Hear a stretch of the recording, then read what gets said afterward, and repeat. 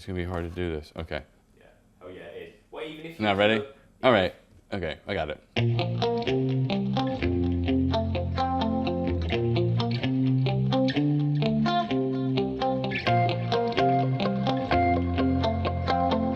Hey guys, it's Mike Fitzick here, aka Pizza Jew. I'm here at the Gozney Test Kitchen in Christchurch, England. I'm going to show you guys how to make a simple Neapolitan recipe. My recipe changes seasonally, so I'm going to give you guys a base model recipe that you can use and kind of adapt to make it your own. All right, so to get started, we're just going to need 1 liter of room temperature water, and we're going to do 80 grams of salt. And we're going to use 4 grams of fresh compressed yeast.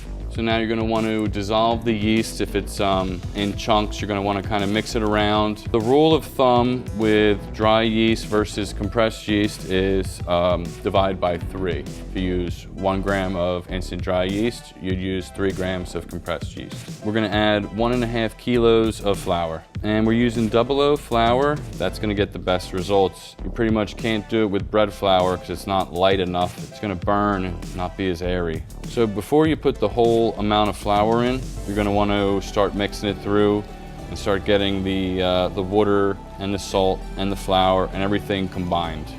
So as you can tell, I'm hand mixing this. You can use a machine. The results come out just as fine. I prefer to make it by hand though. It just feels better.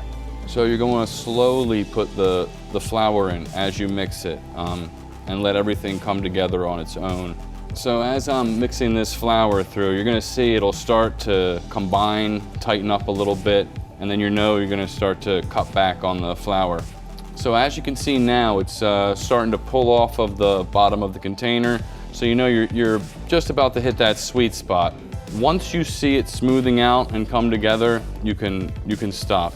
All right, so now you can see it's really pulling away from the bottom, so you know we're almost done. I'm gonna let this rest for about 5 minutes and we're gonna come back and check it out. All right, so we're back. It's been 5 minutes. We're gonna check on our dough, do a little window pane test, see if we did it right.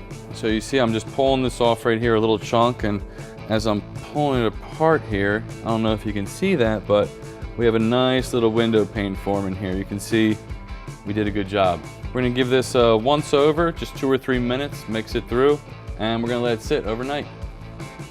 All right, so we let this ferment 1 day overnight. We're gonna open it up, we're gonna dump it out on our work surface, and we're gonna start balling it up. So for beginners, I recommend just a little bit of flour on the bottom. It's gonna make it easier to get this dough up. You're gonna wanna be gentle with it. You're not gonna be wanna ripping this out. You're gonna be kinda wanna keeping it all in as one mass. All right, now you can see this is kind of a little bit goopy. It's gonna be a little hard to work with. So what we're gonna do is we're gonna fold it up just a little bit to get it a little tighter ball, make it easier to work with. And there we go. You can see it's a little higher now. It feels like it's more together. All right, so now we're gonna ball it up. I'm gonna weigh it out to roughly 270 grams. That'll make for a good Neapolitan pizza with a nice puffy crust. Exactly 270. What do you know? A bit of the boring part, right? Normally I don't have a shirt on. I do this all shirtless. All right, so now that we're done cutting the dough up, we're gonna want to ball it up and get it nice and tight and even so that we can let it rest, and then we're gonna make some pizzas. So what we're gonna do is we're gonna wanna fold this ball inside of itself and tuck it all the way in. Try to make it as even as possible and then pinch it off right at the end here. So now you have a nice even dough ball with a little sheen, and you'll see it's gonna feel tighter. Put it right here. If it's a little too tacky and if it's a little too hard to kind of get a hold of this, you can use a little flour, put it on top, and it'll make it easier, a little less tacky. I set a world record once balling these up. I balled 70 up in 20 minutes.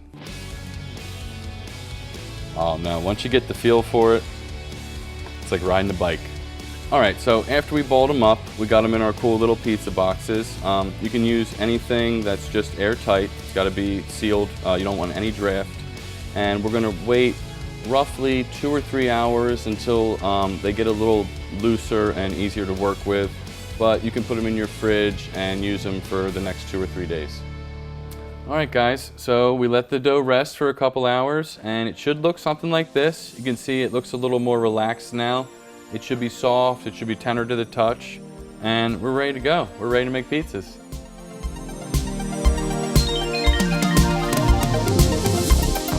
You can eat one right now if you want. Just like,